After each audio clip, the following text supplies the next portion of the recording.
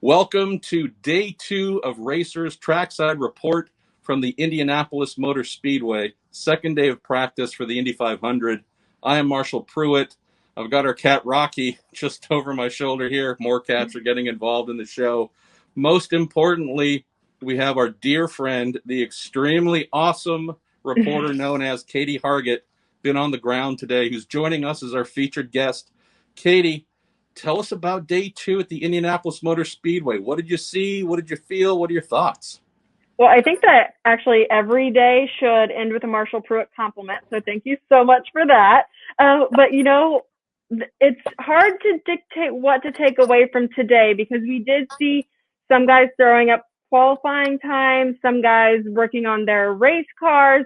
So I would take the time today kind of with a grain of salt, because we did have some teams just working on those qualifying trims rather than specifically their race trims.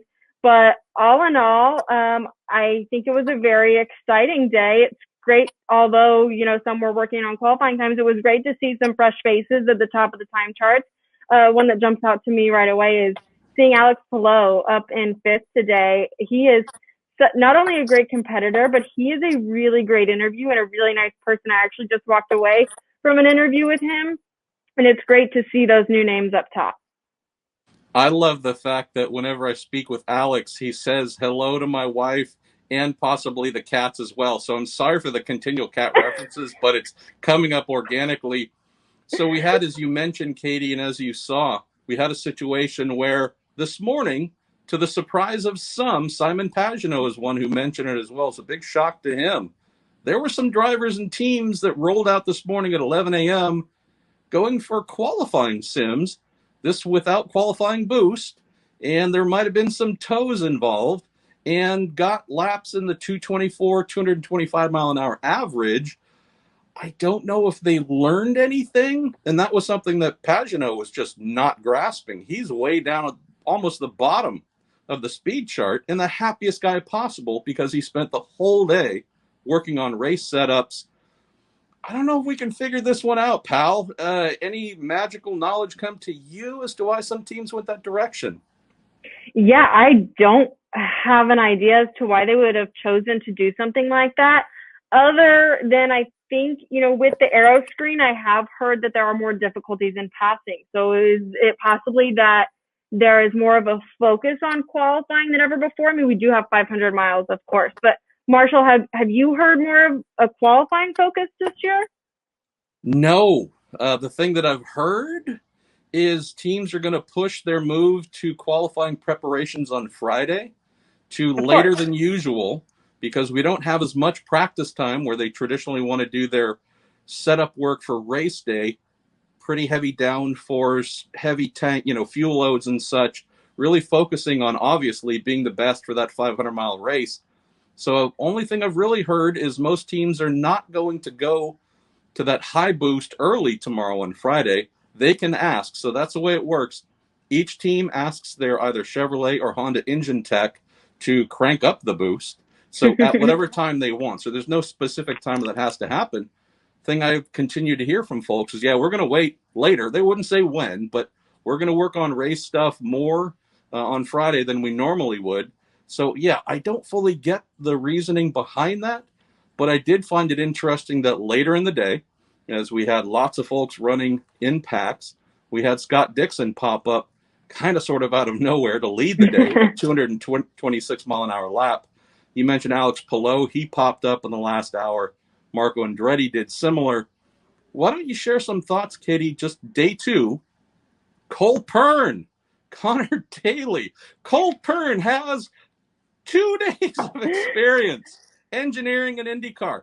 Ed Carpenter Racing knows lots about Indianapolis. I know he's got a great starting point, but how many folks thought the guy brand new to tuning an IndyCar would be fast 2 days in a row now?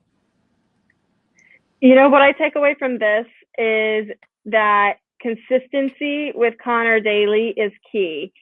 We saw what he did at Iowa. We saw how strong he can be given the right tools, and he's got the right tools. Look, Cole Pern is a smart guy. He's had success for a reason, And Ed Carpenter Racing is consistently fast here. Ed himself has started on the front row for the past 3 years consecutively.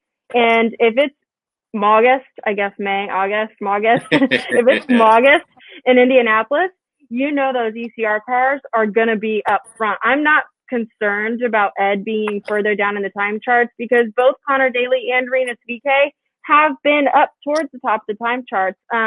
So very impressed with Connor and Cole Pern both throughout this week. Have heard lots of talk throughout the paddock that they are one of those teams to watch throughout the month of August. So I'm really excited to see Connor having some success and excited to see what he can do in this race as well. I'm a Hoosier. I was born just down the road from the Indianapolis Motor Speedway, so it's exciting to see another Hoosier having some success.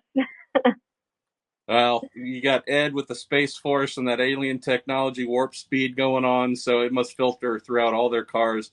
A little bit of adversity today, Katie, for the first time in a serious capacity. Fernando Alonso hitting the wall in that final hour. Turn 4 went low. Bit of a strange thing. This is a guy who's known for just utmost precision.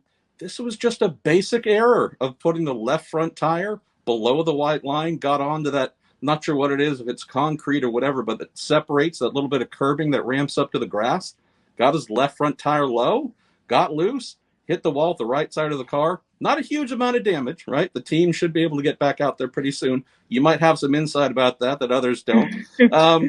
Let's talk about that. And then after Fernando, let's talk about Dreyer and Reinbold, who they're fighting to find speed in Wednesday and Thursday. Not been too giving in that capacity. Yeah, we'll touch on the Fernando thing first. Walking around the garages again today, there did seem to be a little bit of a conversation of, what happens when a guy isn't in the car consistently, hasn't been in the car for a very long time. And I think we saw the results of that today. Small mistakes that can have pretty big consequences, to be frank. So thankfully, those consequences today weren't too big for Fernando. He is hopefully back in his rhythm and has his mistake for the month out of the way. As far as Dreyer Reinbold, I think that's also a case of a team that doesn't have not only doesn't have a lot of time together, but they don't have a lot of track time. So they're scrambling to find answers that other teams found back, when did we get racing again? Found back in June and July. Last thing that jumps out here to talk about, Katie, for today, and we'll pivot to talking about tomorrow, Fast Friday. Dragon Speed Racing. They have had their own miniature drama coming in as the last team, number 33, to fill the field of 33. They're the last team to get their deal done to come here for the 500. Yesterday, took some time to finish up the car, found some electronic issues. Cosworth Electronics were just not talking to one another. Issues with a lot of things that limited them from getting on track.